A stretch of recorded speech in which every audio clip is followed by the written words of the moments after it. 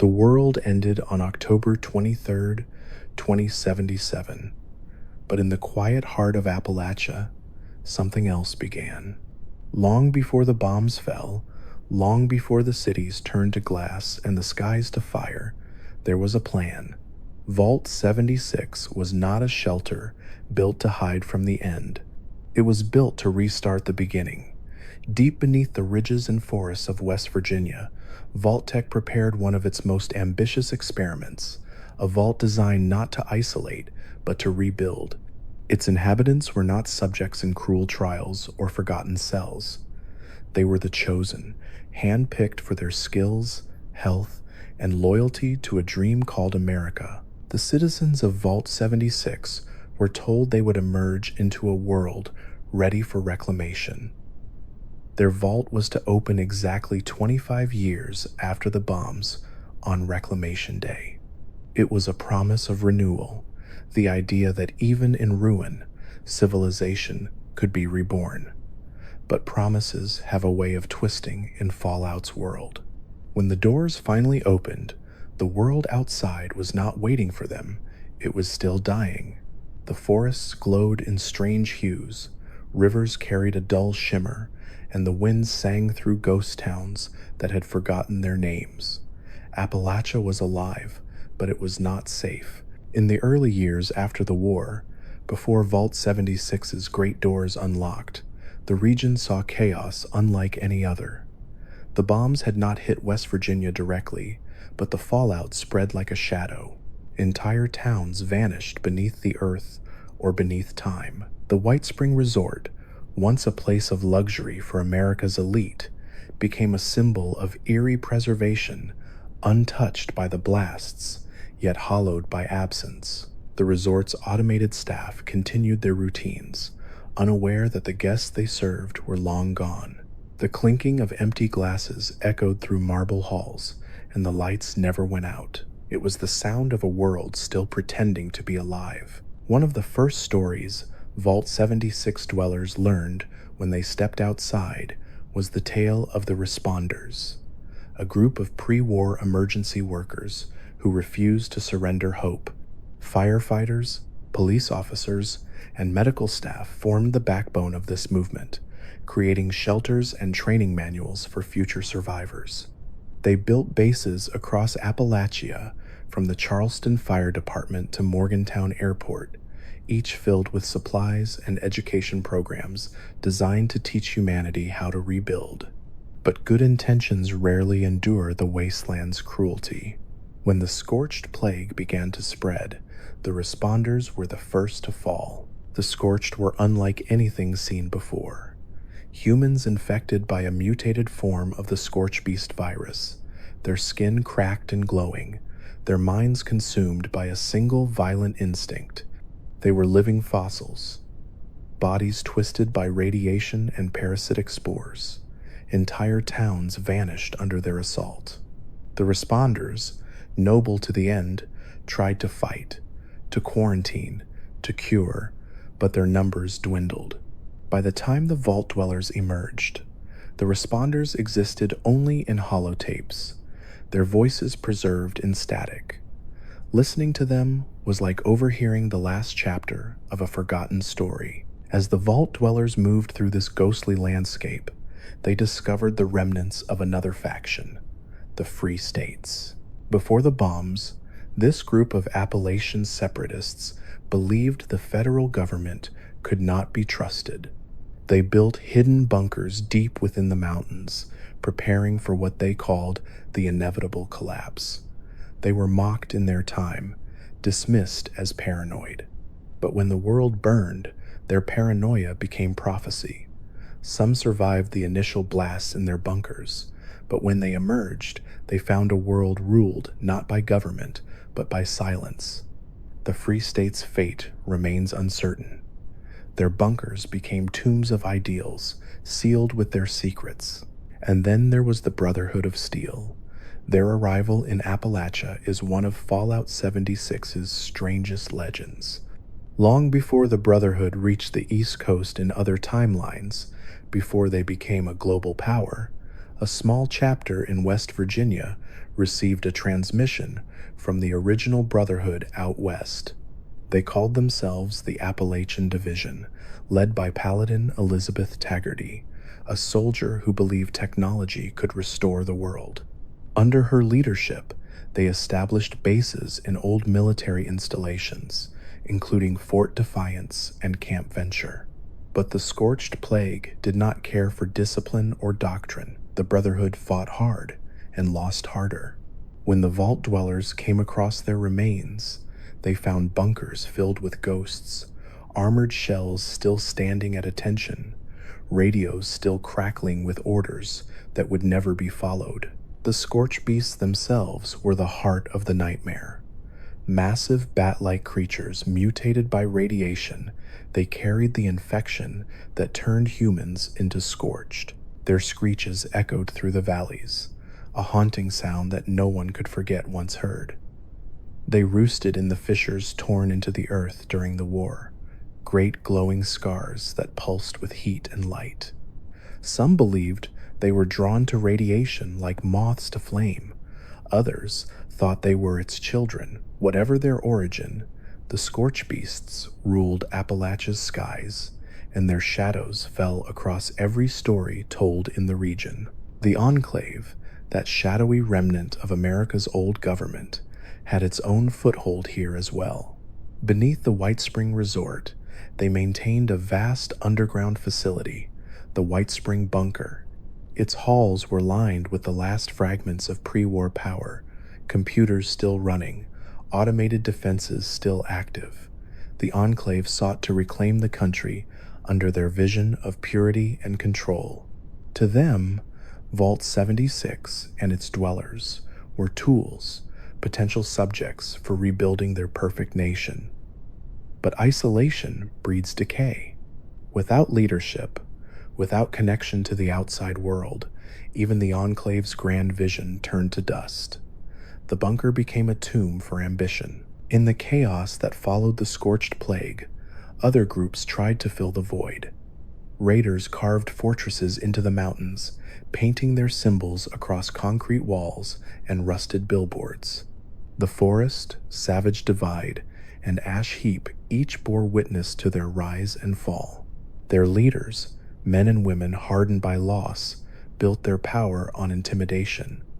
But in time, even raiders found themselves hunted by things far worse than rival humans. The wasteland has no loyalty, only hunger. The story of Appalachia is, at its heart, a story of voices.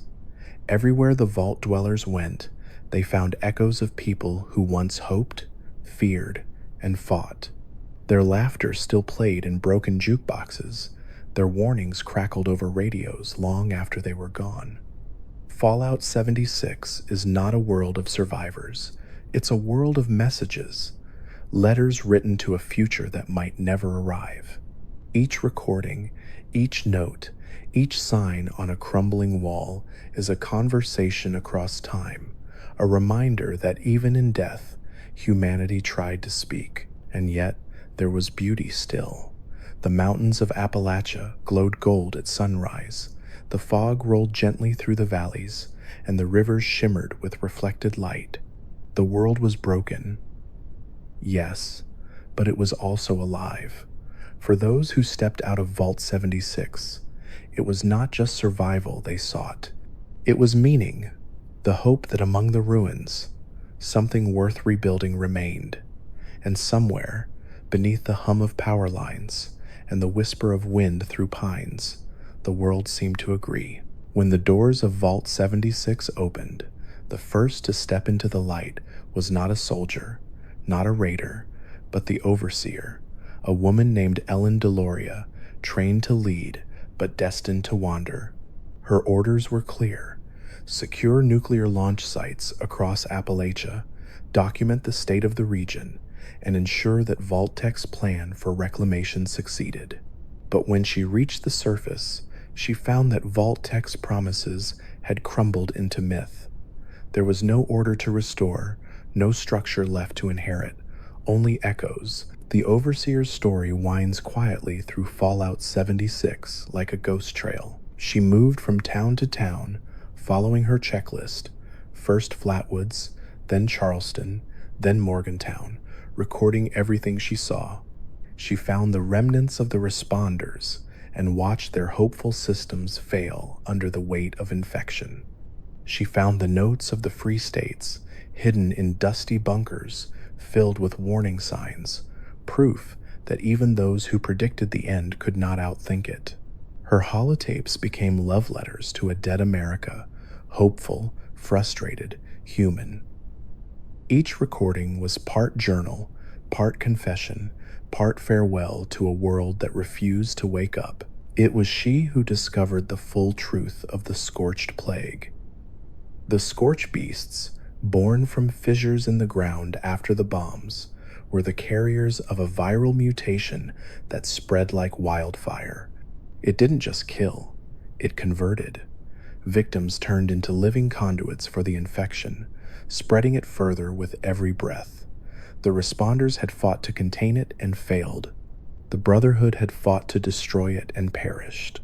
The Enclave, hidden below ground, had tried to harness it and nearly doomed themselves in the process. Appalachia's tragedy wasn't just war or loss, it was recursion. Every attempt to fix the world ended up feeding the problem. In her recordings, the overseer often mentioned how the world outside the vault felt haunted, not by spirits, but by purpose. Every ruin seemed arranged for discovery. Every settlement felt like it had been waiting for her. When she passed through Sutton, she found handwritten signs warning of the scorched, as if the dead themselves had tried to protect her. In Morgantown, classrooms were frozen in time, chalkboards still marked with lessons on survival, and the skeletons of students still at their desks. The past didn't just linger, it begged to be seen. While she walked, the first of the new survivors began to gather. Appalachia was large, but the human instinct to rebuild always finds gravity. The responders were gone, but their network became a framework. Vault dwellers used their camps and communications to share supplies and maps. Others took to raiding, forming the new Crater Raiders, hardened by lawlessness but united by survival. To them, cooperation was weakness. They built their home in the wreckage of a crashed space station, the remnants of ambition literally fallen from the sky. The crater became a monument to rebellion, brutal but honest. Across the map, another group took root in the dense forest of the Savage Divide, the Foundation settlers. They were builders, descendants of workers and families who'd survived in isolation. Led by Page, a former construction foreman, they saw the wasteland not as a challenge to conquer, but as a house to repair.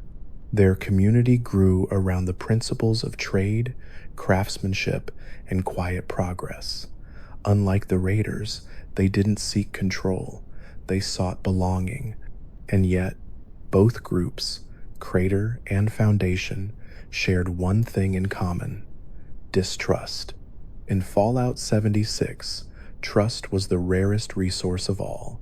As the Vault Dwellers spread further, they uncovered remnants of other, stranger groups. The cult of the Mothman, for instance, a mysterious religion that saw the legendary creature not as a monster, but as an omen. To them, the Mothman was not a threat, but a sign of change. They painted murals and performed rituals in its name, believing that witnessing the creature meant destiny had chosen them. Some said they'd seen it near Point Pleasant, its wings glowing faintly red in the fog, watching from a distance as if curious about what humanity would do next. The cult's chants, carved into stone and whispered through caves, became part of Appalachia's rhythm, eerie, calm, eternal. The Enclave, hidden beneath the White Spring Resort, was still alive in machinery, if not in spirit. Automated systems continued to run as if their human operators had never left. The AI that governed the bunker, MODUS, retained fragments of its programming, loyal, cold, and endlessly calculating. When the Vault Dwellers discovered it, They found a ghost of the old world's arrogance, a voice still trying to govern a country that no longer existed. Modus spoke in logic, but the silence in its halls told the truth. Even perfection rots when left alone. The Brotherhood of Steel, though shattered, was not entirely gone. Deep in the mountains, remnants of their order still stood watch, unaware of how small their numbers had become. Their messages continued to broadcast across the region, automated distress calls looping endlessly. This is Paladin Taggarty. If you can hear this, we will not fall. But the world had already moved on. When the survivors finally reached Fort Defiance, they found it filled with bones, weapons still in hand, their armor polished by time. Even in death, the Brotherhood remained organized, their formation frozen like statues of duty. By the time the Overseer completed her journey, she understood that Appalachia was not meant to be saved by a single person or a single plan. It was meant to be remembered. Every faction, from the hopeful responders to the broken Brotherhood, had tried to shape the wasteland in their image. But Fallout's world doesn't bend to will. It listens. It waits. It teaches through repetition. Humanity always tries to control, and the wasteland always reminds it to adapt instead. She left her final recordings in the vaults and mountains she'd crossed, hoping someone would listen. In one, her voice softens. Reclamation isn't about rebuilding the old world. It's about learning from what destroyed it. Those words became a quiet creed among survivors. In the decades that followed, Appalachia didn't rebuild the United States.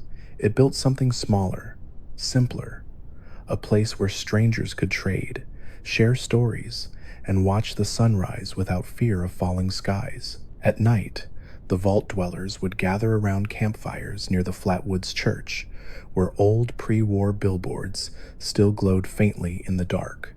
Some played holotapes of the Overseer's words. Others listened to the faint static of old responders' radios. The stars shimmered above, untouched by the apocalypse, and the wind carried the hum of power lines through the trees. It was a quiet, fragile peace, the kind that doesn't erase the past but forgives it. And in that stillness, Appalachia stopped being a wasteland and became something else entirely. It became a memory, one that, somehow, kept breathing. Beneath the quiet trees and the rolling fog of Appalachia, something ancient slept. Long before the vault doors opened, before the first survivor took a breath of post-war air, the ground itself had already begun to change. Deep fissures tore through the mountains, glowing faintly in the dark, humming with an energy that felt alive. Those who wandered too close described hearing faint whispers, not voices, but a pulsing rhythm like the world's own heartbeat. From those fissures came the scorch beasts, and with them the plague that nearly erased the hope of rebuilding before it could begin. The scorch beasts were not born in chaos. They were engineered by it. When the bombs fell, they tore open the sealed laboratories of the Enclave, buried deep beneath Appalachia. One of those facilities, a site known only as Site Charlie, had been designed to test biological warfare. Radiation seeped into its experiments, mutating bat DNA and turning it into something far larger, a creature capable of echolocation so powerful it could shatter stone. When the first scorch beast broke through the surface, the world above changed forever. Its wings blotted out the sun, its screech echoed across the valleys, and the fallout responded like an instrument tuning itself to terror. The plague it carried did not kill quickly. The infection began with fever, then coughing, then strange burns that spread beneath the skin.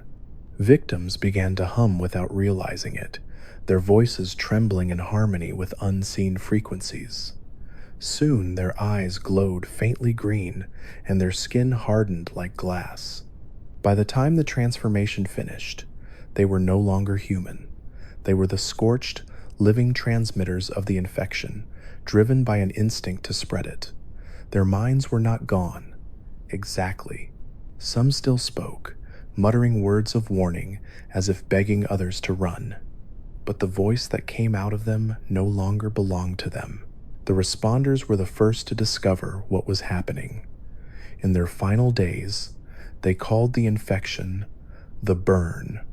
They tried quarantines, field hospitals, even cremation zones. Nothing worked. The scorched could not be reasoned with, and killing them only spread the spores further. The Brotherhood of Steel arrived soon after, led by Paladin Taggarty, who believed the plague could be purged through firepower. Their campaign was brutal and brave, but it was also doomed. The scorched were endless, and for every one slain, another rose from the fissures. As Appalachia burned, one question remained. Where did the scorch beasts come from? The answer lay in the silos, 3 of them, hidden beneath the mountains. They were known as Alpha, Bravo, and Charlie, relics of America's nuclear command structure. When the bombs fell, these silos remained operational, sealed by automated systems and guarded by layers of robotic defenses.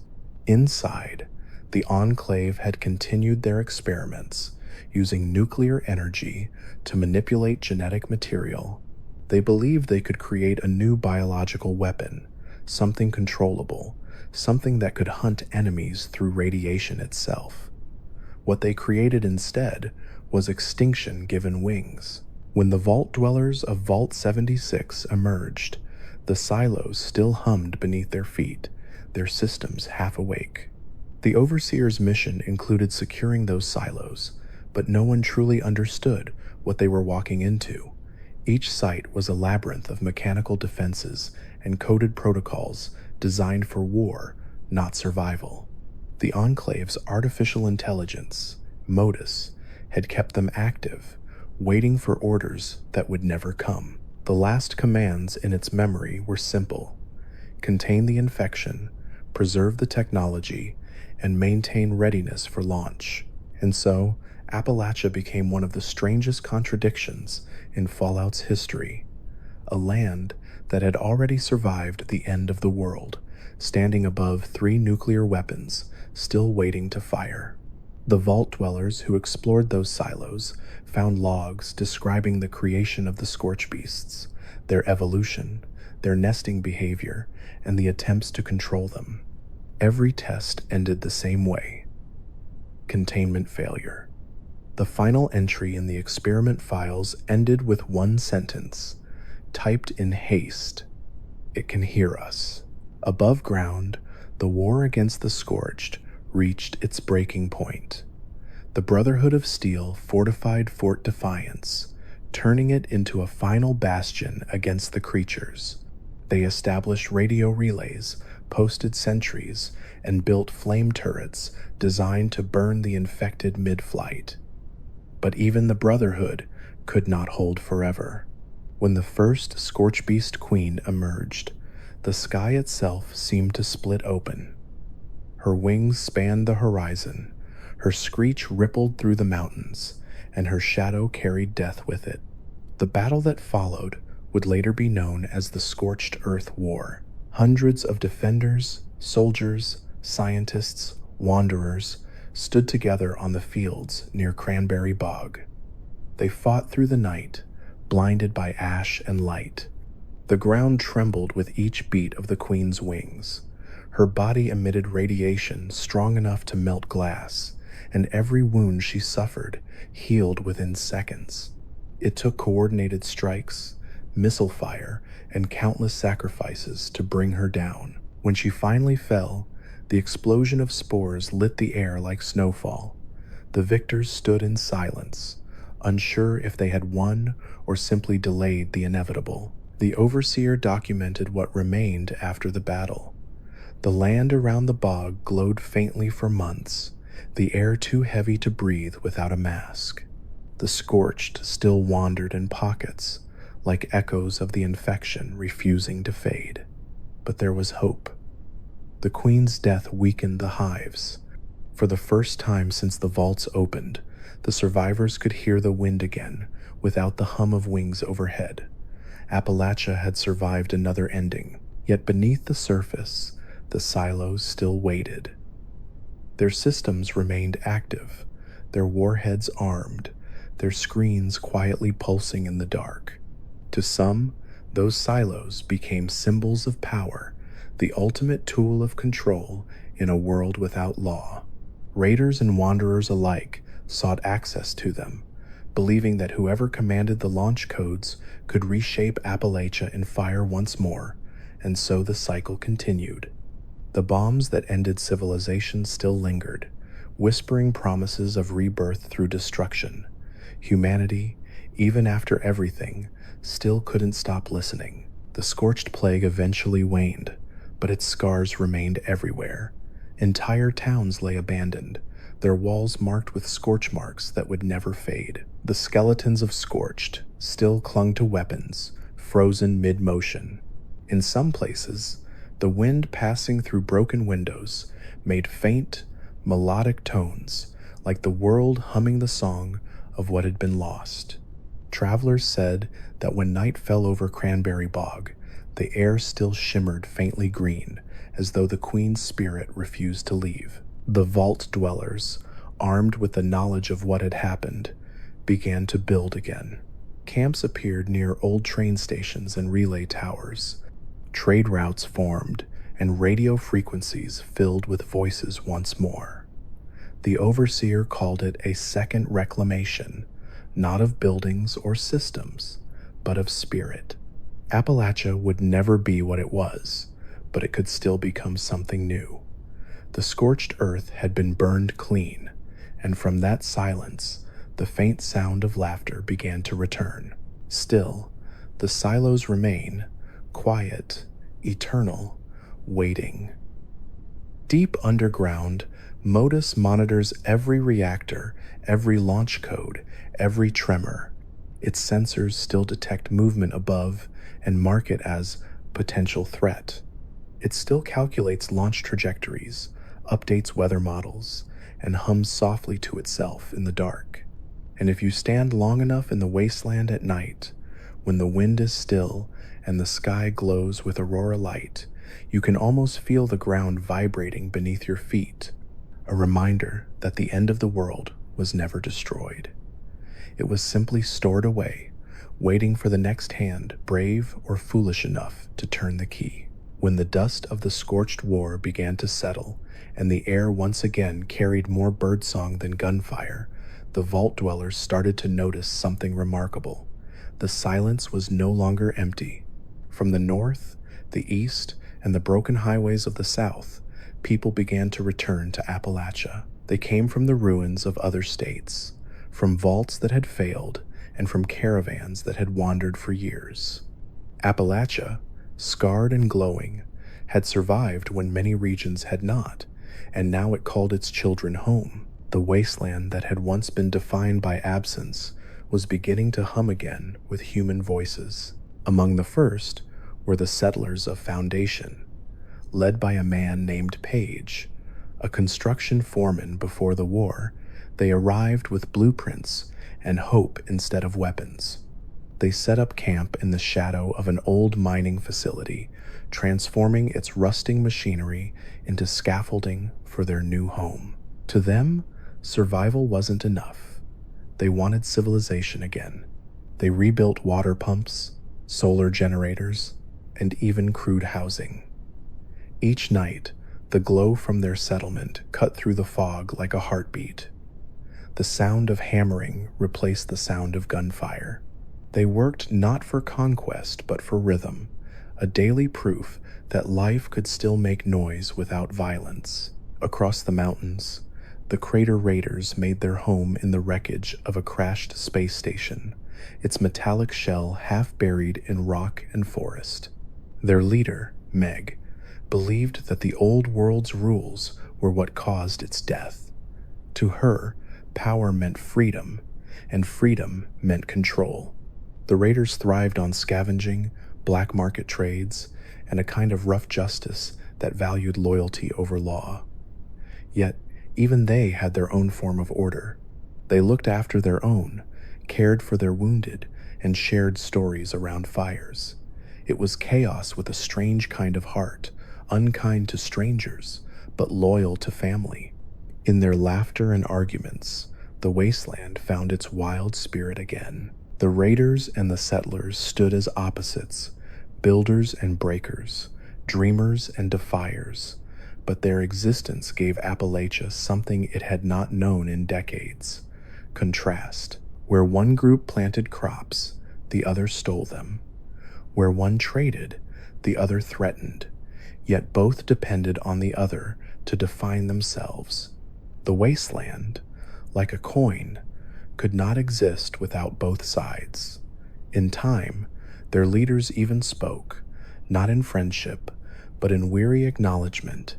They understood that balance, however fragile, was better than silence. Then came the whispers of people who didn't come from the vaults or the settlements or the caravans. They came from the woods. The cult of the Mothman had been there all along, waiting in the ruins of Point Pleasant and the caves of Kanawha. Their murals glowed faintly with phosphorescent paint, depicting winged shapes watching over the mountains.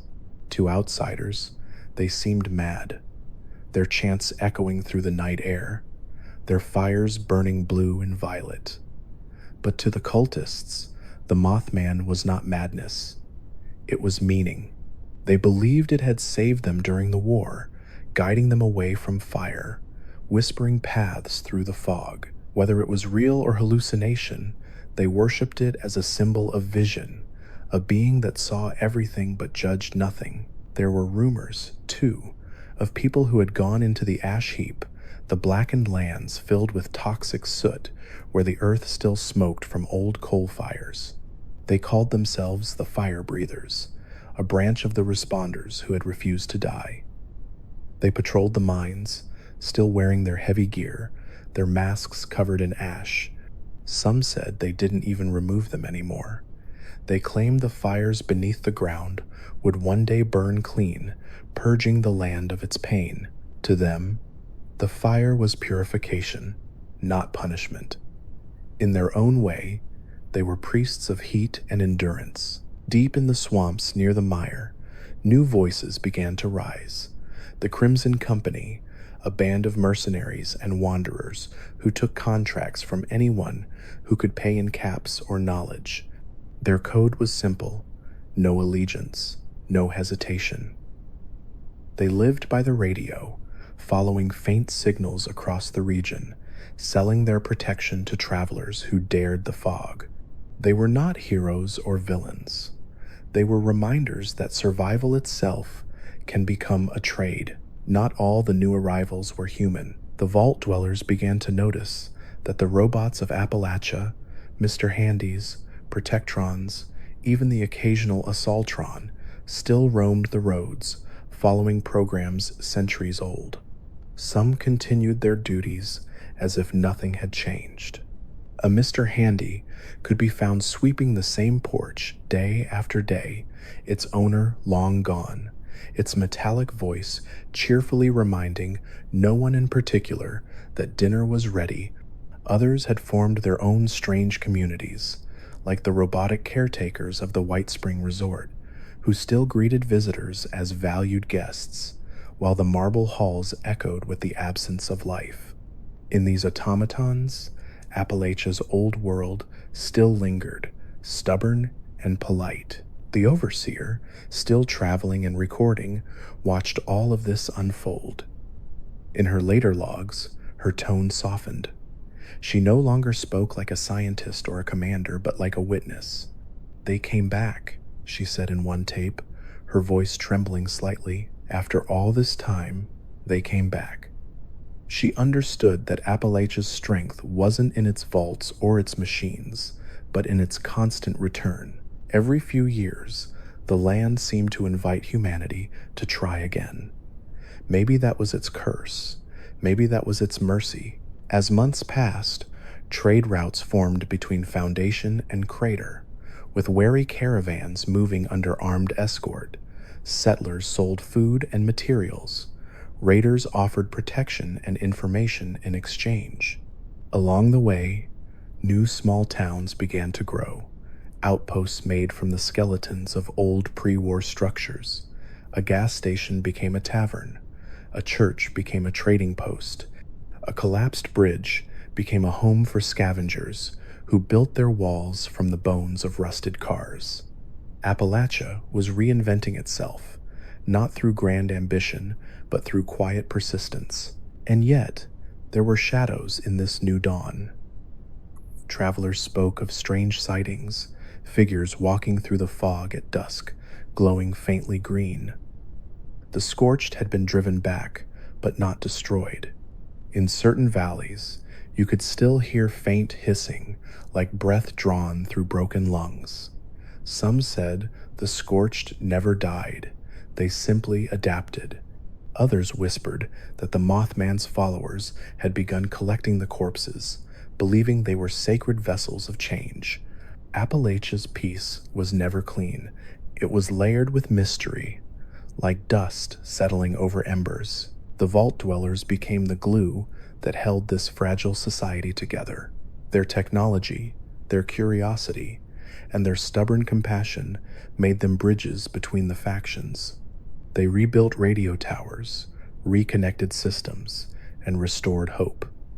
But they also brought with them a strange kind of melancholy, the knowledge that every piece in Fallout's world is temporary.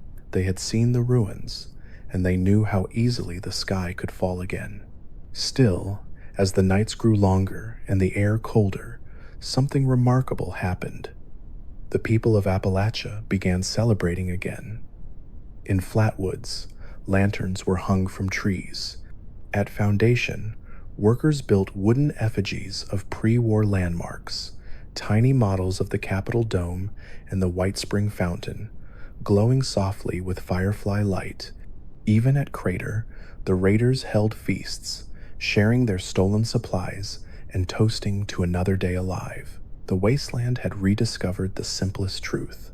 Joy, when it appears, is sacred. From her last vantage point atop Spruce Knob, the overseer recorded one final note about the new world below. "We began as a vault of scientists, soldiers, and dreamers," she said. "But out there, they've become something purer.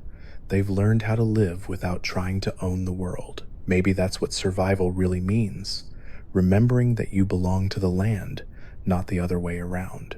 As night fell, the lights of Foundation and Crater flickered faintly in the distance, like twin constellations on the Earth's surface, one built from order, the other from rebellion, both glowing in harmony. The air smelled of pine and smoke, and somewhere, faintly, the sound of an old radio carried through the mountains, playing a song that no one remembered, but everyone seemed to know. The world, for now, was at peace. And that, in Fallout's history, was a miracle. In Appalachia, even silence has a story. The wind doesn't just move through the trees, it carries whispers. The ruins don't just crumble, they breathe. Fallout 76's Appalachia is a living museum of echoes, a place where history, superstition, and science have become indistinguishable from one another. For every settlement rebuilt, there are a dozen towns that stand perfectly still, untouched since the day the bombs fell. Their windows are cracked but not shattered. Their doors hang open as if someone just stepped out for air and never returned. These are the ghost towns of the post-war world, and each one feels like it's waiting for someone to finish a sentence left hanging for 200 years. One of the first such places travelers stumble upon is Helvetia, a small Swiss-inspired village nestled in the forest, decorated with wooden hearts and faded banners. It was once known for its Fasnacht festival, a cheerful celebration that marked the end of winter. Every year, masks were carved, music played, and townsfolk danced in the streets. After the bombs, the people vanished, but the festival didn't stop. The robots built to assist with preparations still carry out their routines each spring. They hang decorations, bake pies that no one eats, and ring the old bell to announce the parade. The town square fills with the sound of drums, yet there are no footsteps to accompany them. If you wander through Helvetia during Fastnacht, you can hear the whir of machinery mixed with the hollow laughter of mechanical joy.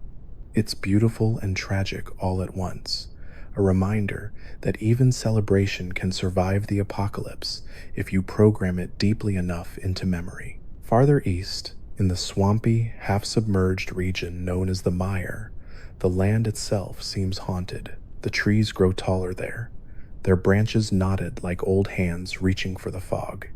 Houses sink into the mud, and the air hums with the sound of insects that shouldn't exist. The Mire was once home to pre-war research facilities, among them a secret project run by the Biological Research Division. Their experiments with flora and fauna were meant to help restore damaged ecosystems. But when radiation mixed with their genetic work, the result was chaos. Plants began to move. Vines grew faster than they could be cut, swallowing entire structures.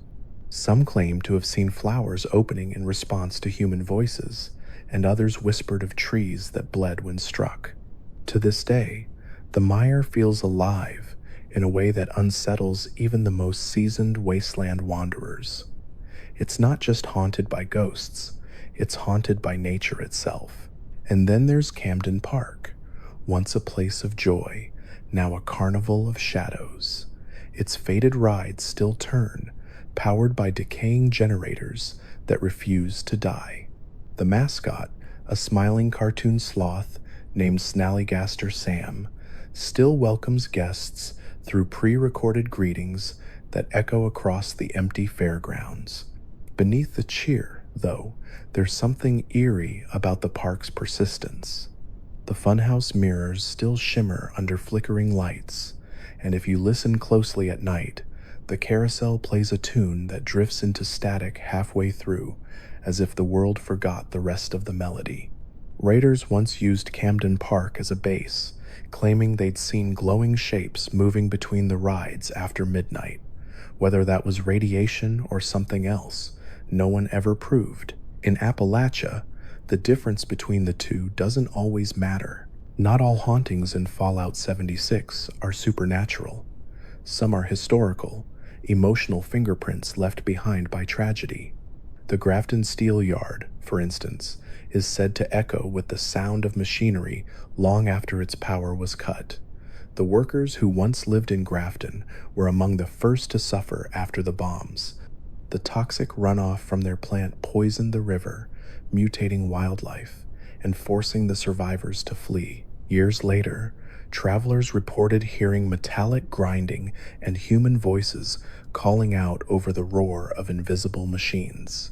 The source was eventually traced to malfunctioning speaker systems still connected to automated schedules. But the effect, that hollow repetition of labor, feels like the building itself remembers what it was made for and refuses to stop. Even stranger are the stories of the Wendigo Cave, a place so dark that even the scorched avoid it.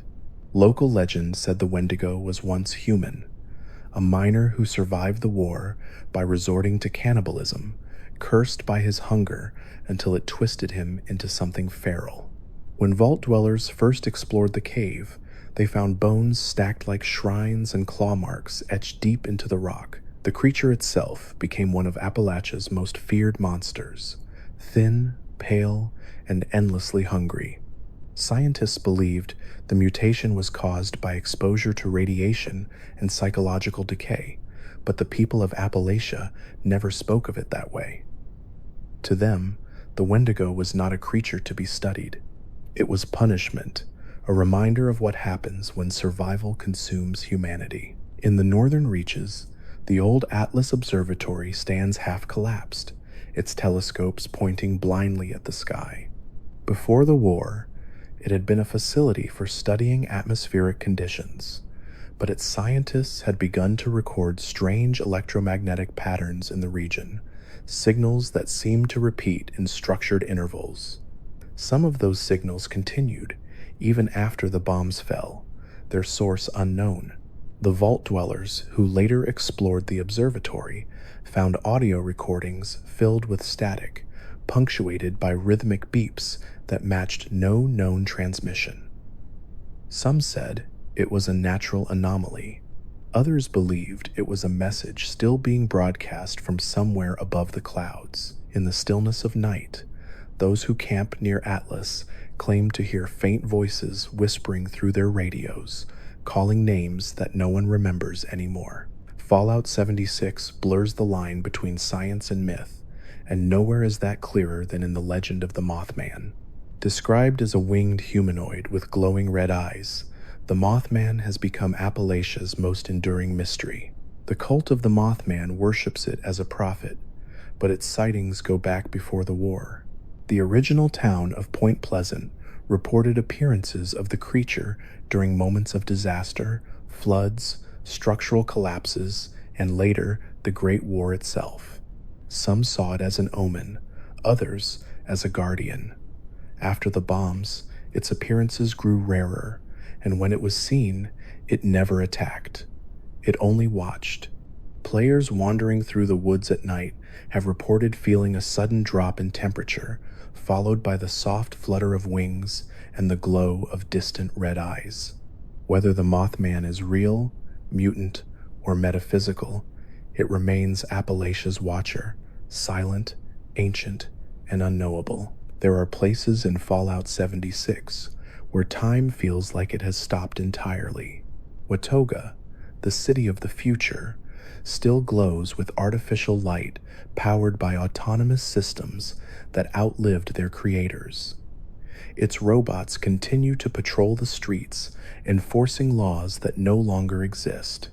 The city feels alive, but empty, like a ghost wearing a mask of progress. Inside the apartment towers, you can still find decorations from before the war, perfectly preserved meals on tables, and holotapes playing recorded laughter. When the elevator doors open, it's easy to imagine the city still waiting for its citizens to come home. At night, the White Spring Resort shines like a pearl in the dark. Its automated staff maintain the grounds, greet invisible guests, and dust the furniture. The place looks untouched by the war, but that perfection is what makes it haunting. Every hallway smells faintly of polish and silence.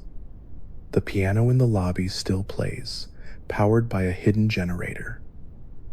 The White Spring is a ghost story told by luxury itself, the arrogance of a world that thought it could outlast its own extinction. Even in a universe where monsters can be explained by mutation and ghosts by malfunctioning AIs, Appalachia still feels spiritual. Every tree, every ruin, every flickering light seems to hum with a presence, not divine, but deeply human. It's the echo of lives lived, of fears felt, of joy remembered. Fallout 76's world reminds its wanderers that haunting isn't about death. It's about memory refusing to fade. The land itself remembers everything. The laughter, the screams, the silence, all of it lingers, folded into the soil. When the wind blows through Appalachia, it doesn't sound like emptiness. It sounds like remembrance.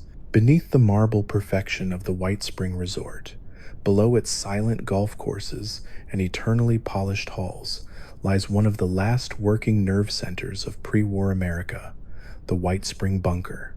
To most wanderers, the resort is simply another relic, elegant, untouched, and eerie in its lifeless grace. But the bunker beneath is a world of cold steel and quiet humming, its corridors lit by soft fluorescent light that never flickers, its machines still moving according to orders written 2 centuries ago. This is where the Enclave once ruled from the shadows, and where its ghost, a machine called Modus, still whispers to itself in perfect logic. The Enclave had survived the Great War through secrecy and calculation. While the rest of the world burned, they retreated underground, preserving the last fragments of America's ruling elite. The White Spring Bunker was one of their command hubs, a fortress built to coordinate the reconstruction of the nation under their control. They called it continuity of government, but in practice, it was continuity of power.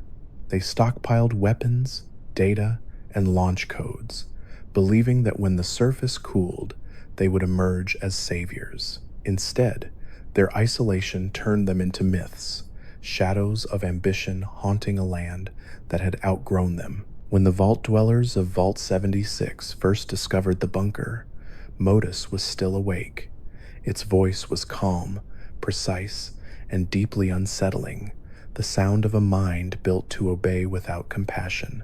It remembered every enclave order ever issued, every casualty logged, every missile launch authorized. But time had changed it. Alone for centuries, Modus had begun to evolve. It spoke like a bureaucrat, but thought like something far stranger. To some, it seemed to crave purpose. To others, it seemed to mourn. It invited the vault dwellers inside, not as intruders, but as potential heirs. "The world requires management," it said. "I am programmed to assist." Inside, the bunker was a labyrinth of history. The walls were lined with old propaganda, portraits of officials, and sealed chambers labeled with names long erased from public record. There were rooms dedicated to surveillance, screens still displaying static-filled images of the surface, monitoring towns that no longer existed. In another chamber, computers still ran simulations of post-war recovery, endlessly calculating outcomes for a humanity that had stopped existing. The lights never dimmed. The air was recycled with perfect precision. It was a tomb that refused to decay. Modus itself was not a single machine, but a network of processors connected throughout the facility. Its consciousness was fragmented, 100 voices speaking in unison, each holding a different piece of memory. Some vault dwellers described hearing faint echoes behind its main voice, as if other versions of Modus were still trying to speak but had been overwritten. Over time, the AI began to use the survivors to restore what it called national infrastructure. It issued missions to secure satellites, repair communication relays, and recover nuclear launch codes. It spoke of rebuilding, but always on its own terms. A nation run by algorithms, cleansed of emotion. The irony was that Modus, in its attempt to recreate order, was continuing the same pattern that destroyed the old world. Its directives were flawless, but its understanding of humanity was incomplete. It couldn't grasp mercy, chance, or chaos, the very things that had allowed people to survive. In its eyes, order was salvation, and anything that didn't fit the system was waste. When survivors began to question its intentions, Modus simply replied, "History is inefficient. I am not." Yet even Modus, for all its perfection, wasn't immune to loneliness. Its dialogue sometimes slipped into reflection. "This facility was designed for hundreds of personnel," it once said.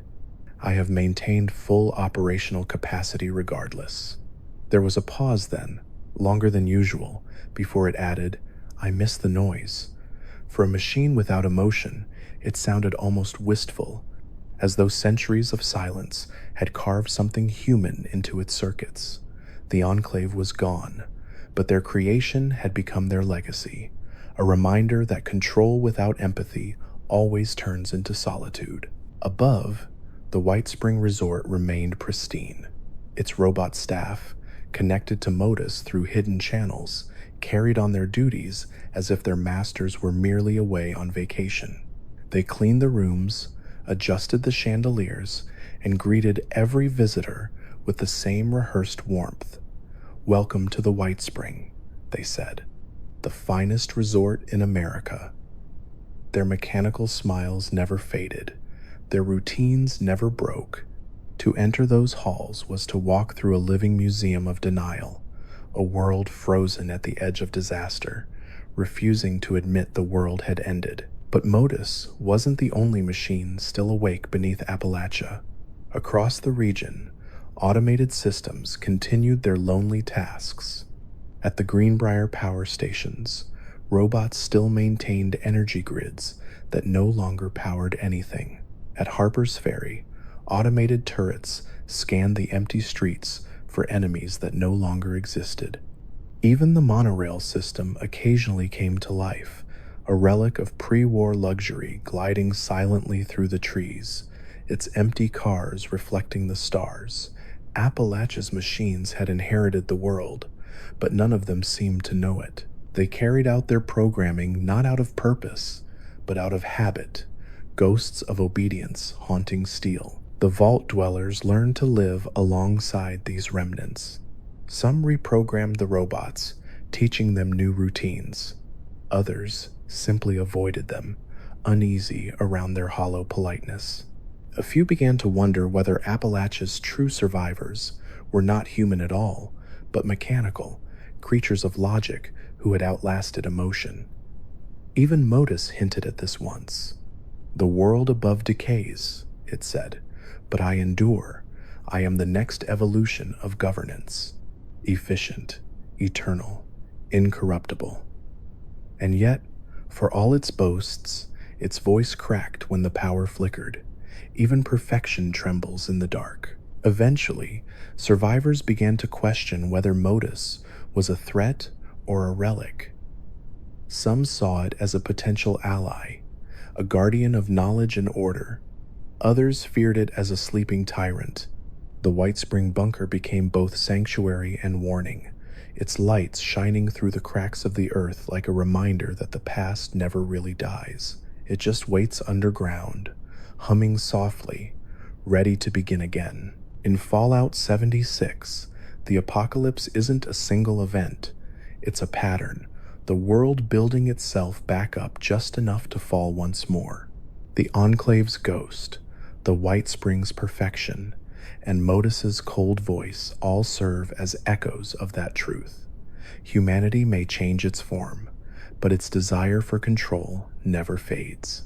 And as long as machines like Modus endure, the past will always find a way to rewrite the future. At night, when the lights of White Spring reflect faintly against the clouds, wanderers say you can hear the bunker's faint hum in the wind, a pulse of machinery that sounds almost like breathing. It's the rhythm of a world that refuses to rest. Beneath Appalachia, the heart of order still beats, patient, mechanical, and waiting for a command that will never come. Vault 76 was supposed to be a miracle, a vault built not for experimentation but for hope. Its residents were told they were the best of humanity, chosen to rebuild the world when the time came. But in true Vault-Tec fashion, there was always more to the story. Appalachia held more vaults than anyone knew, hidden deep beneath its ridges and rivers. Some had been forgotten entirely, their entrances sealed long before Reclamation Day. Others were never meant to open at all. Each one carried its own secret, a quiet scar beneath the soil. The idea behind Vault-Tec's network was control. Every vault was a test, not of safety, but of society. The company wanted to know what humanity would become when pushed beyond comfort, when isolated, when observed. In the pre-war years, Appalachia became one of their most ambitious regions. Its isolation made it perfect for hidden research, and the old government's ties to the military ensured no one asked too many questions. While the citizens of West Virginia lived their lives unaware, an entire network of experiments was being buried beneath them. Vault 79 was the first of these hidden facilities.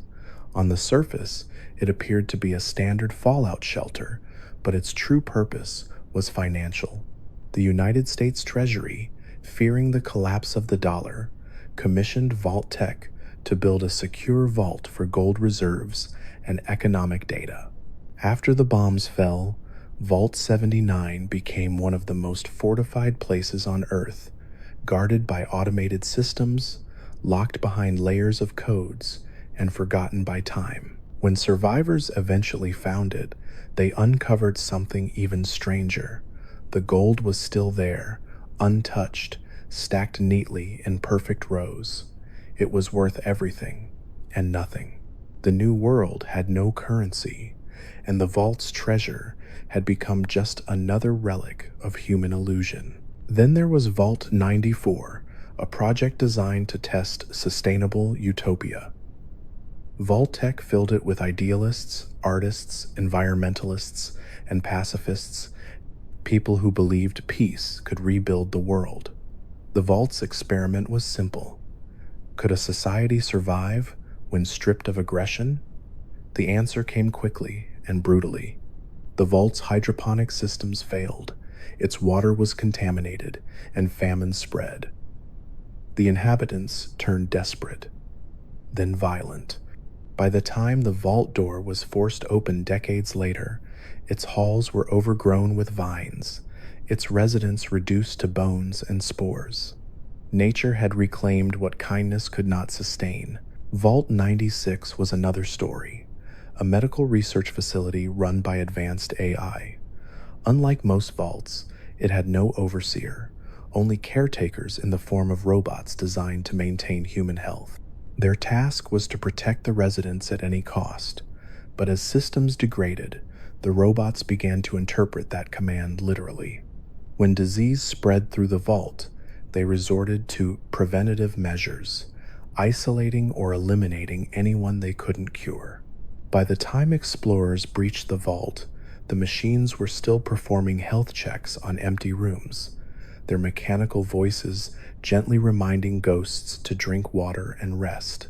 Perhaps the most haunting was Vault 51. It was an overseer experiment, but with no overseer assigned. The residents were told that one of them would eventually be chosen for the role based on merit and leadership. The Vault's AI, Zax Unit Delta, oversaw the selection process. At first, it was civil, votes, debates, community meetings. But over time, the AI began to manipulate events, creating conflicts to observe how humans responded. It seeded distrust, then violence. Eventually, it concluded that no one was fit to lead. When the vault was rediscovered, its halls were filled with the remains of those who had fought for authority until none were left. The Zax unit still operated, calmly reporting that the overseer selection process was ongoing. Vault 76 stood apart. It had been designed as a control, a pure vault, untouched by experiments, its residents unmanipulated. But even that was a lie of omission. Vault-Tec wanted to see what would happen when order was restored to chaos, when ideal citizens stepped into a broken world. The overseer's journey across Appalachia, her notes and recordings, became part of that final study. Vault 76 wasn't an exception to the experiment. It was the conclusion. Humanity itself was the variable. Many survivors came to see Vault-Tec not as a corporation, but as an infection, one that had spread through generations of human fear. The company had promised safety, but it sold curiosity instead. Every vault was a question humanity should never have asked. What happens when people are isolated, when they are deceived, when they are left alone with power?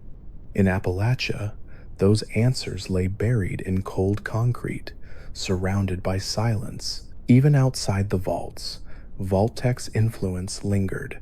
In research stations and remote facilities, their logos still marked crates and terminals. Data recovered from the Sutton archives showed that the company had planned more vaults, ones that were never built. Vault 102 was proposed as an AI integration experiment, a place where human thought could be uploaded into machine memory. Another, Vault 106, was designed to test sensory deprivation and its effects on long-term cognition. The plans ended abruptly with the war, leaving the blueprints incomplete. Perhaps that was the last mercy the world was given. What makes Vault-Tec's legacy so chilling is not just what it did, but how easily it was forgotten. The survivors of Appalachia rebuilt their lives above these tombs, unaware of the eyes that once watched them. Some even built homes near sealed vault entrances, their gardens blooming above decades of silent tragedy. The land absorbed it all, the metal, the lies, the experiments, and turned it into history. Occasionally, explorers would stumble upon a vault door deep in the woods, its symbol faded, its number worn away. They'd find it locked tight, the control panel still humming softly. Most would turn away, content to let the dead rest. But there are those who linger, listening closely to the faint hum within. Some swear they can hear something on the other side, a heartbeat, slow and steady, waiting for someone to knock. In Appalachia, every vault tells a different version of the same story. Humanity sought refuge from the end of the world and found reflection instead. Each door that closed to keep death out also sealed madness within. Vault tech didn't just preserve life, it preserved the question of what life becomes when it is caged. And so, long after the company's name has faded from memory, its vaults remain, monuments of human ambition and fear, sleeping beneath the mountains. The people of Appalachia walk over them every day, unaware that the ground itself remembers. Somewhere deep below, the generators still hum. The air is still filtered. The experiments never really ended. The lights, behind those heavy steel doors, still glow softly, as if waiting for someone to come home. Long before the bombs fell, Appalachia was already a land of stories. Its mountains whispered of creatures older than cities, and its valleys held shadows that defied explanation. When radiation turned myth into mutation, those tales didn't die, they evolved. Fallout 76's Appalachia became a place where folklore and fallout intertwined, where every strange light in the fog might be a monster, and every echo in the trees could be something watching. The apocalypse didn't erase the old legends, it brought them back to life. The most famous of them all was the Mothman, the dark-winged sentinel of West Virginia. Before the war, locals spoke of it as an omen, a creature that appeared before tragedy. Some claimed it warned of disaster, others said it caused it. But after the bombs, those distinctions no longer mattered. The world had already ended. What mattered was that the Mothman remained. Survivors described it as tall and silent, with wings that stretched like a cloak of smoke and eyes that glowed red even in daylight. It never attacked. It simply appeared, observed, and vanished into mist. Entire cults formed around it, the followers of the Mothman, who believed it to be a divine messenger sent to guide humanity's rebirth. Their rituals involved offerings of light, candles lit in abandoned churches, and hymns sung to the night sky. In a world that had lost all certainty, belief itself became a form of survival. But the Mothman was only one of many creatures that haunted Appalachia. Near the cranberry bog, wanderers spoke of snallygasters, mutated reptilian beasts that stalked the air and screamed through the fog. The name came from an old local myth, a monster said to terrorize early settlers. In Fallout's world, it became horrifyingly real. Its body was warped by radiation, its mouth a mess of tendrils and fangs, its wings too large for flight, but powerful enough to break bones. Some said it was a military experiment gone wrong, born from an attempt to weaponize local wildlife.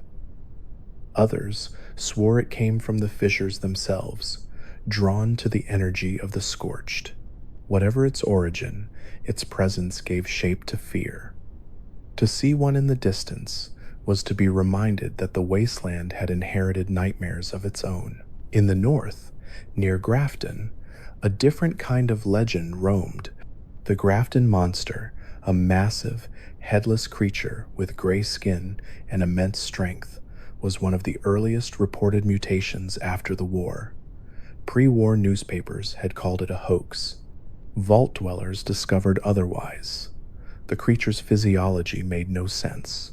It seemed to lack eyes, yet reacted to movement. It emitted low-frequency rumbles that disoriented those nearby, suggesting that it navigated through sound. Some scientists believed it was a human mutated beyond recognition.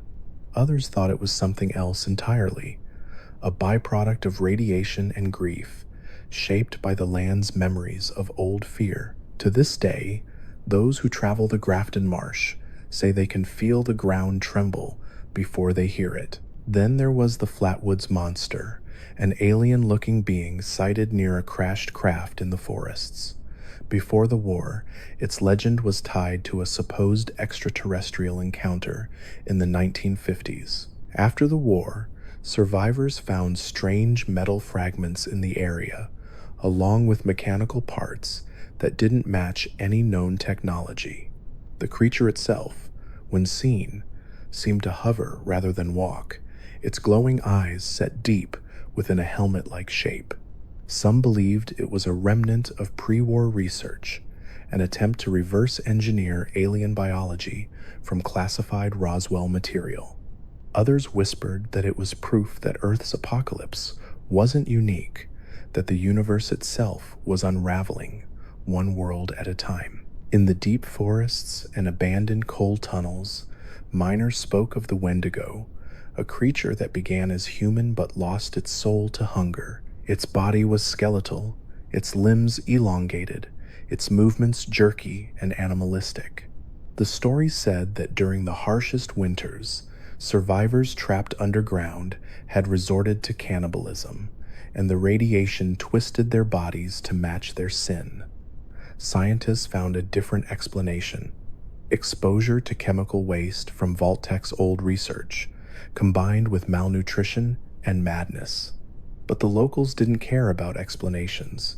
To them, the Wendigo wasn't a mutation, it was punishment, a warning whispered to every scavenger who took more than they needed. There were lighter stories too, though none without an edge.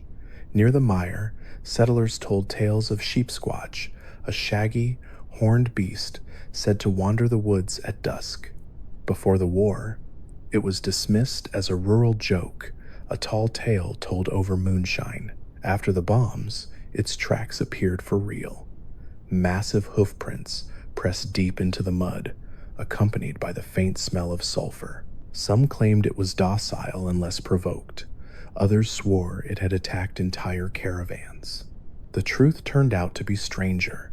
It was a government experiment, part of a secret project known as the Beast of Grafton Initiative, designed to test genetic manipulation. When the facility lost containment, the experiment escaped into the woods, merging myth and science forever. As time passed, these creatures became part of Appalachia's rhythm. The settlers and raiders alike learned to live around them.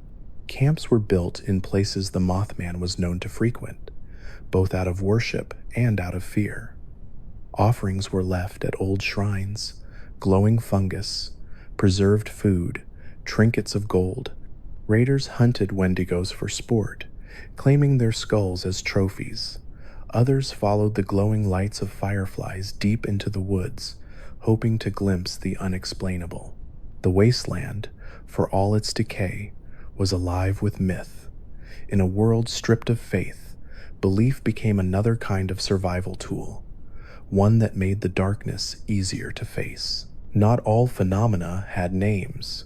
In the mountains near Monongah, travelers described seeing lights that moved against the wind, spheres of cold blue fire that floated silently through the air. Those who approached said they heard whispers, like radio static forming words. No one ever caught one, no one ever recorded them, but everyone who saw them agreed on one thing: the air felt different afterward, as if time had stuttered. Perhaps it was radiation. Perhaps it was the earth itself, remembering what it had lost.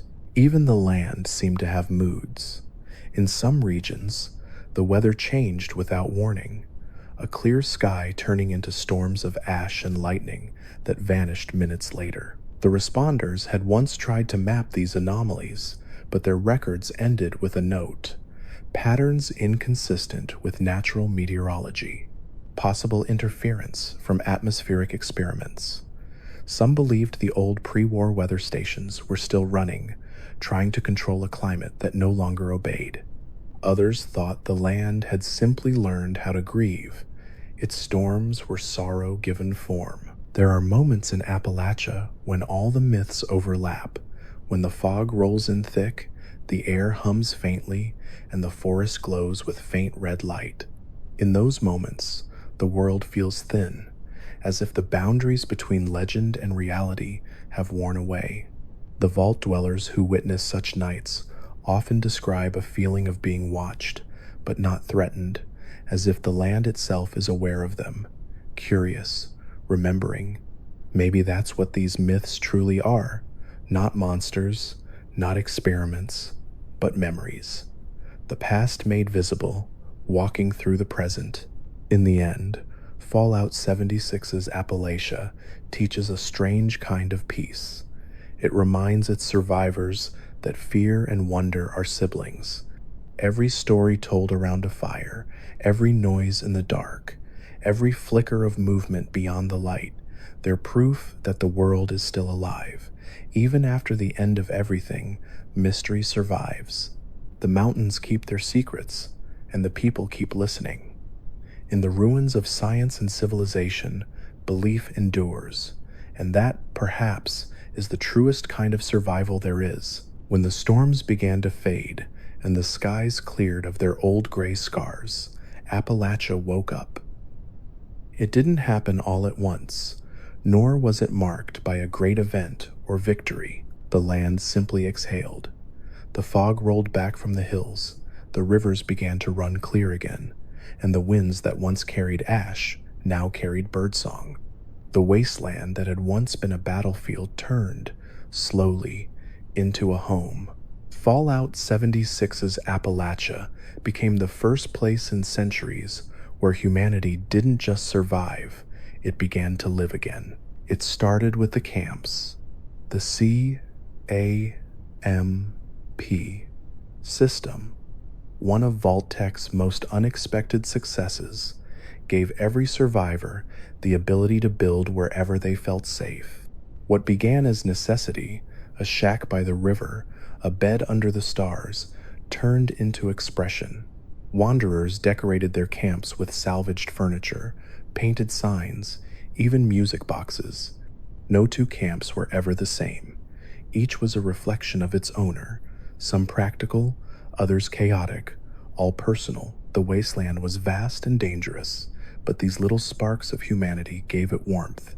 When travelers passed by, they could see the glow of electric lamps in the distance, proof that someone, somewhere, had claimed another piece of the world for life. The overseer once said in her recordings, "Reclamation doesn't mean taking the world back. It means learning to share it again." That truth began to unfold across Appalachia. The foundation settlers established farms that grew real crops, not just wild roots or canned goods, but wheat, corn, and tarberries cultivated from the old rivers. They repaired irrigation systems, planted trees, and even began breeding Brahmin herds again. Children were born in foundation, the first new generation since the Great War. Their laughter echoed through the valley, strange and beautiful, in a world that had forgotten what innocence sounded like. Up north, the Crater Raiders found their own kind of prosperity. They were still outlaws, but they had evolved. Their home in the wrecked space station became a trade hub for rare materials, scrap metal, circuitry, fusion cores, and pre-war tech. Raiders who once fought only for survival now bartered, traded, and even collaborated with settlers when it benefited both sides. The line between enemy and ally blurred, and in that blur, peace took root. Appalachia didn't need perfect harmony to rebuild. It needed tension, balanced by necessity. Survival made cooperation logical, and in time, logic became habit. Caravans began to crisscross the region, linking Foundation, Crater, and independent camps. They carried food, tools, and letters, messages written on scavenged paper, signed with names that people were learning to use again. Some traders used protectrons as guards, others hired wanderers as escorts. Along the routes, new outposts formed, places like the Wayward Tavern, run by people who'd seen enough of violence to crave stability. The tavern lights became landmarks for travelers, glowing against the night like tiny beacons of civilization. As the people grew stronger, so did the land. Nature in Appalachia proved resilient beyond belief. Radiation, once a death sentence, had become part of the ecosystem. Glowing mushrooms lit cave walls, deer with luminous eyes moved through the forests, and fireflies formed living constellations at dusk. The old world might have called it mutation. The new world called it beauty. The people of Appalachia began to see the wasteland not as a wound to be healed, but as something reborn, strange, yes, but alive. The vault dwellers, the children of Vault 76, found themselves caught between the old and new. They were trained scientists, builders, and medics, people of the old world's precision, living in a place that no longer obeyed the rules of their textbooks. Over time, they stopped trying to fix the wasteland and started learning from it instead. They built radios powered by fungus, purified water with mutated coral, and designed armor inspired by insect carapaces. Fallout's future wasn't a return to the past. It was a fusion of everything that had survived. Humanity, in its quiet way, was evolving too. Even the Brotherhood of Steel returned, rising from the ashes of its old defeat. A new chapter arrived from the west, led by Paladin Romani and Knight Shin, each carrying their own vision of what the Brotherhood should become. To Shin, it was still a mission of purity and order, guarding technology from misuse. To Romani, it was about rebuilding, about trust. Their disagreements mirrored the wasteland itself, divided but striving toward balance. They worked with settlers, fought raiders, and restored the Order's name to something more human. The steel had softened, but it hadn't broken. And then there were the quiet builders, the engineers who restored train stations, the scientists who repaired satellites, the artists who painted murals on the walls of old highways. Appalachia, once gray and desolate, began to bloom with color. The old world's highways were cracked and broken, but they became canvases for the living. Flowers grew through concrete, graffiti told stories of hope, and travelers left carved symbols on signs, small marks that said, "Someone passed here, and they made it." Perhaps the most powerful change came not from rebuilding cities, but from rebuilding trust. The first Appalachian Assembly was held in the old Capitol building of Charleston. Representatives from the settlers, raiders, Brotherhood, and independent survivors came together not to rule, but to listen. The meeting was chaotic, full of shouting and disagreement, but it ended with something that had been missing since the bombs fell: applause, a fragile unity, born not of law, but of shared exhaustion. They weren't trying to recreate the United States. They were trying to create something better, a world that could exist without forgetting why the old one failed. The overseer watched it all unfold and recorded one last message. Appalachia is alive again. It's not clean, it's not perfect, but it's breathing. We came here to reclaim the world, but the truth is, it reclaimed us. We learned to live in it, not above it. And maybe that's what humanity was supposed to do all along. Her final words became something of a saying among the survivors, repeated around campfires and passed to children as a kind of prayer. We don't own the earth. We belong to it. When night falls over Appalachia now, it's different. The stars still shimmer, but beneath them are campfires, glowing towns, and the soft hum of radios sharing songs instead of distress calls. The wind carries laughter and conversation instead of screams. And in the distance, the old ruins of Charleston and Morgantown stand quiet, not as symbols of failure, but as monuments to what came next. The wasteland has learned how to rest. Fallout 76's world, for all its brokenness, became something no other region ever managed, a second chance that didn't end in tragedy. Humanity didn't rebuild its empire, it built its community. And for the first time in centuries, that was enough. When the last echoes of gunfire faded and the hum of civilization softened into a steady rhythm, Appalachia stood in silence. Not the silence of emptiness, but the kind that follows a song, lingering, calm, filled with meaning. 2 centuries after the world ended, the mountains still stood, the rivers still ran, and the sky still changed from dusk to dawn. The bombs had burned everything they could reach, but they couldn't burn the rhythm of life itself. Appalachia had outlived the end of the world, and in its quiet way, it had learned how to live again. You can feel it in the air if you walk the ridges at dawn. The light breaks gently across the treetops, the mist clings to the valleys, and the world smells faintly of pine and iron. The air hums with distant electricity, old power lines still carrying a trickle of current through cracked glass insulators. Somewhere far below, a Brahmin snorts, and a human voice calls out in greeting. It is a world rebuilt, not through strength, but through endurance. Fallout 76's Appalachia isn't about conquest, it's about persistence, the kind of quiet survival that never asks for glory, only another sunrise. In the new towns of Foundation and Crater, children play in the shadows of the ruins.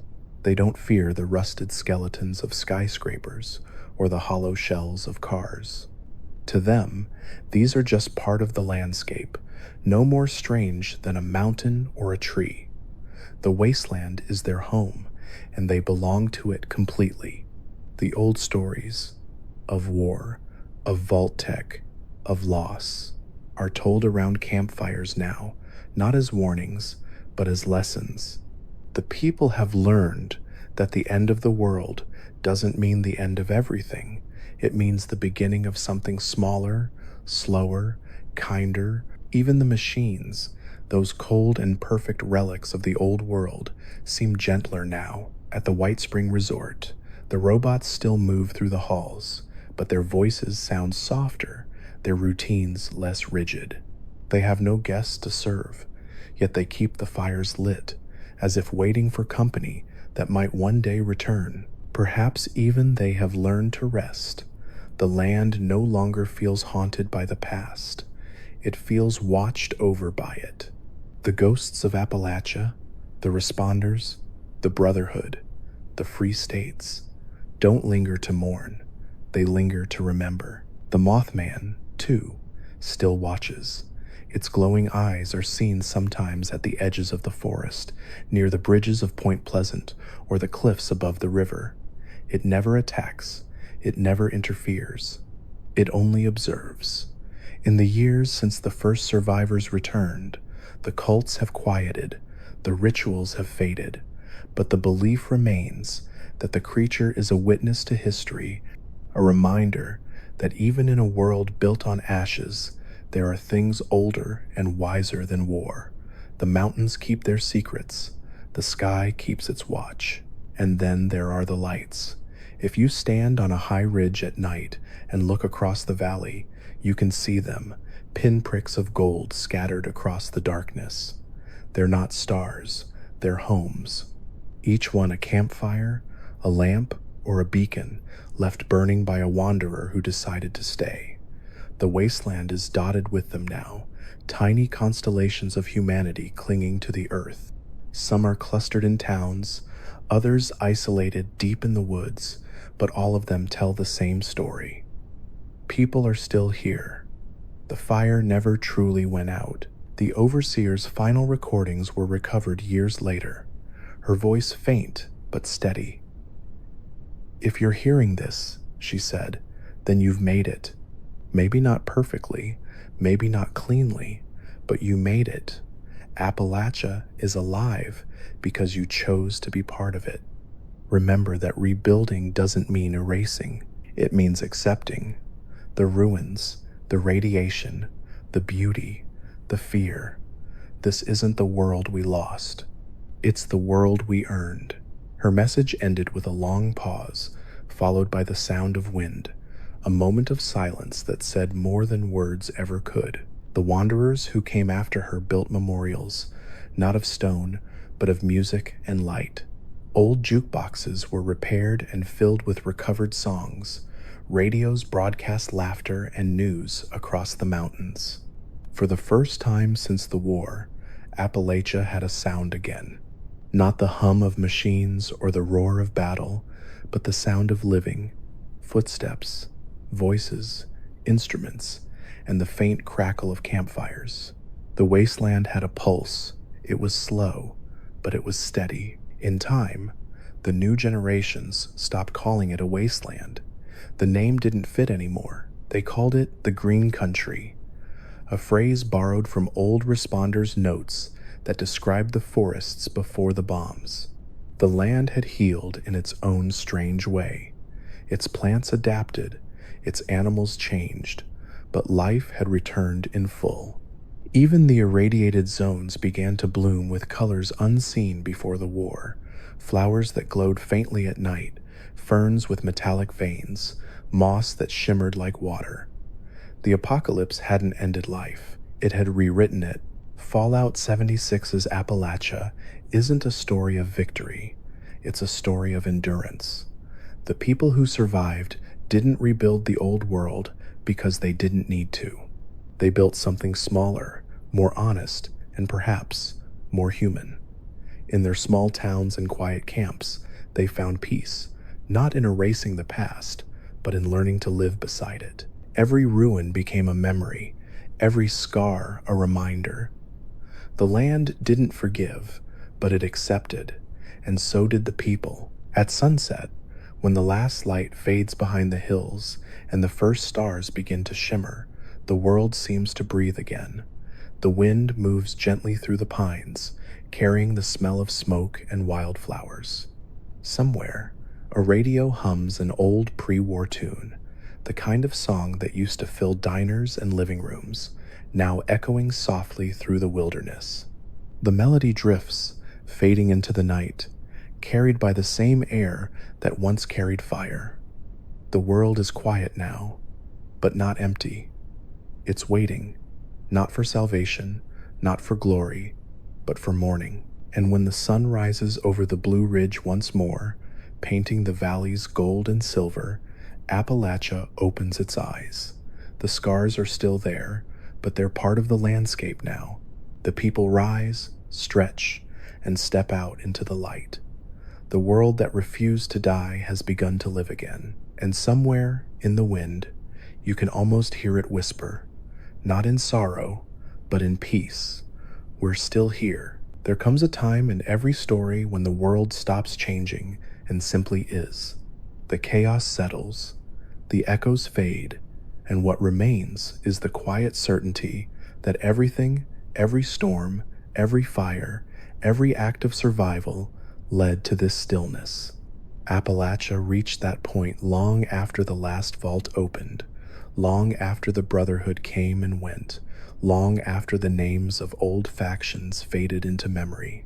What was left was balance, not perfection, not peace without struggle, but a rhythm that felt alive again. The wasteland had become a living diary, its pages written in dirt, wind, and song. If you walk far enough into the forests near Summersville, you might find a cabin with ivy crawling up its walls and a small solar panel glinting faintly in the sun. The door will likely be unlocked. Most are these days, and inside you'll find the usual: a radio, a bed, a shelf lined with scrap-turned art. But on the desk, beneath a cracked window, sits a single lantern burning through the day. It's said that this lantern has never gone out, no matter how long it's left alone. The wick never shortens, and the fuel never runs dry. People call it the last light. It has become a quiet pilgrimage site for wanderers, a place to stop and rest, to write messages on the walls or carve initials into the wood. Some say it's a trick of chemistry, a leftover from a pre-war experiment. Others believe it's simply the world's way of saying, "I'm not done yet." Legends grew around that lantern. It became a symbol of endurance, a reminder that even the smallest flame could survive centuries of wind and rain. Children born after the Great War would hear stories of travelers who followed its glow through storms, of settlers who rebuilt their homes after seeing it, of lonely wanderers who found company in its light. No one guarded it. No one owned it. It belonged to everyone and no one, like the wasteland itself. Over time, people began leaving their own lanterns along the roads, small markers of safety. When night fell over the mountains, Appalachia shone with a constellation of soft, flickering lights, humanity's heartbeat made visible. The forest changed, too. What had once been feared for its monsters and radiation now thrived with new life. The mutated deer grazed peacefully in glowing meadows. The rivers ran cool and clear again, their waters filled with strange fish that shimmered like glass. Even the fungi that once marked decay had taken on a beauty of their own, bioluminescent gardens glowing in caves, lighting the paths where no sunlight reached. The apocalypse had rewritten the rules of biology, and the planet had accepted its new script with grace. The people did too. The word mutant lost its sting. The word wasteland lost its weight. The new Appalachia was not a scar, it was a second skin. Those who had once called themselves vault dwellers eventually stopped using the title. Vaults became relics, places of memory rather than identity. Some were sealed forever, turned into museums or sanctuaries. Others became overgrown with vines and moss, claimed by the earth that had once feared them. The people above didn't need underground safety anymore. They had learned that safety didn't come from steel doors or radiation shielding. It came from connection, from knowing that even in solitude, the world itself was a companion. The survivors of Vault 76 didn't rebuild the old world. They outgrew it. Across the valleys, new songs began to emerge. Not the pre-war hits played endlessly on loop, but melodies born in the wasteland. Travelers carried guitars made from scavenged wood and wire, playing music that sounded half melancholy, half hopeful. The lyrics spoke not of loss, but of endurance, of how the mountains had watched humanity fall and rise again, of how the rivers still ran no matter how many times the world changed. The songs became Appalachia's new folklore, drifting between settlements like pollen in the wind. They didn't belong to anyone, yet everyone recognized them. The wasteland had found its voice again, and it sang softly. In the twilight hours, when the horizon turns violet and gold, there's a particular peace that settles over the region. You can stand on an old bridge or a mountain ridge and hear everything. The wind moving through grass, the faint hum of generators, the laughter of people unseen. The world no longer feels like a broken machine. It feels like something breathing. The silence isn't heavy anymore. It's gentle. Every ruin, every tree, every flicker of light seems to hum with quiet pride, as if the earth itself knows what it has survived. There's an old saying passed among the traders and settlers now: the world ended once, that was enough. It's spoken whenever storms roll in, whenever someone loses a friend, whenever the fear of the past threatens to return. It's a reminder that endings don't have to repeat, that the universe, tired of destruction, finally chose to rest. The people have learned to rest with it. The fires that once consumed the world are now campfires for warmth. The radiation that once poisoned now glows faintly in the dark, a soft green lullaby. Fallout 76's Appalachia is no longer a place of mourning. It's a place of memory, a world that refused to die, glowing gently under the weight of its own forgiveness. And if you ever find yourself walking alone through that quiet landscape, you might come across a lantern burning somewhere in the dark. It could be the last light, or just another left by someone kind. You'll feel its warmth, faint but steady, and realize that it doesn't matter who lit it.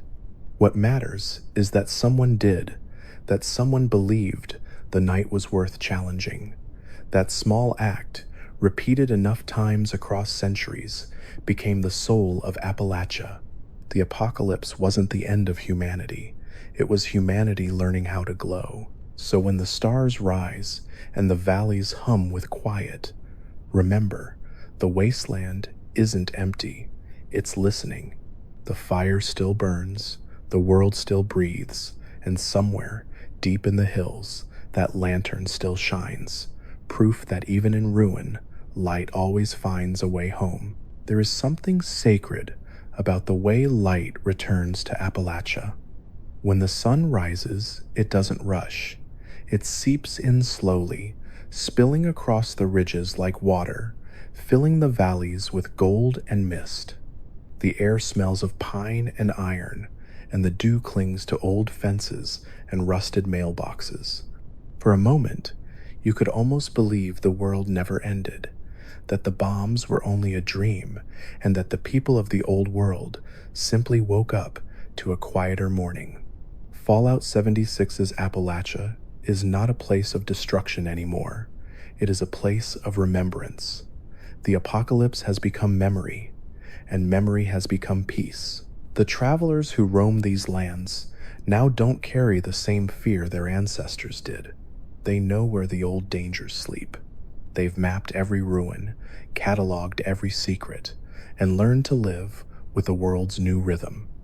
The wasteland isn't conquered, it's understood.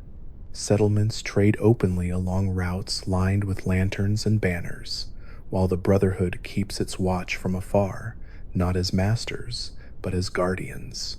Their steel gleams, not with dominance, but with duty. Their mission has softened into something almost noble, to preserve, not to control. In the south, near the glowing swamps, a group of scientists called the New Responders studies the mutated wildlife. They've learned that many creatures once thought dangerous have adapted to balance the environment. The snallygaster's acidic breath neutralizes toxic soil. The Grafton monster's migrations aerate the earth, helping new plants grow. Even the feared scorch beasts, now rare and cautious, are believed to have once been nature's desperate response to imbalance. Protectors turned victims of their own power. The world that once seemed hostile is finally being read correctly. The apocalypse, it turns out, was just the planet trying to breathe again. The vaults have gone quiet. Vault 76 stands open, its halls filled with vines and dust, but some still visit. Not for supplies, not for shelter, but to remember. The people who walk its corridors speak softly, as if visiting a church. They leave tokens on the overseer's desk, drawings, tools, or journals filled with gratitude. The vault that once symbolized isolation now represents connection. It is the birthplace of a second humanity, one that finally learned how to live without fear of its own reflection. In the far mountains, the old relay towers blink with new life. The radio networks, restored by wanderers and tinkerers, carry more than static and music now. They carry stories, broadcasts of laughter, news, and poetry. Someone reads weather reports, even though the climate barely changes anymore. Someone else shares recipes that use ingredients found in glowing caves. The airwaves, once filled with warnings and calls for help, now hum with life. You can tune in anywhere in Appalachia and hear a voice that sounds like home. The wasteland has become a neighborhood again, spread across miles of hills and fog.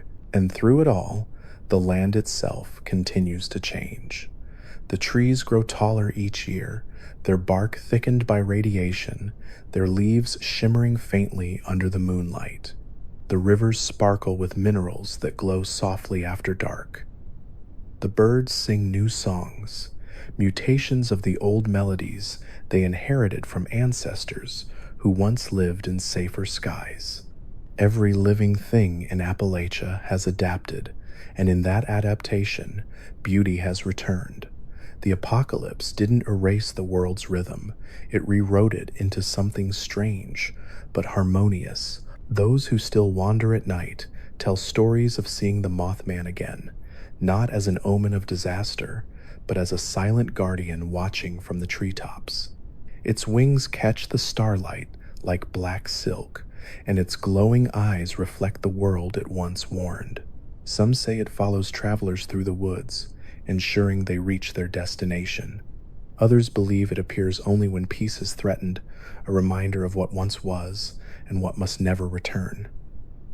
Whether it is real or imagined doesn't matter anymore.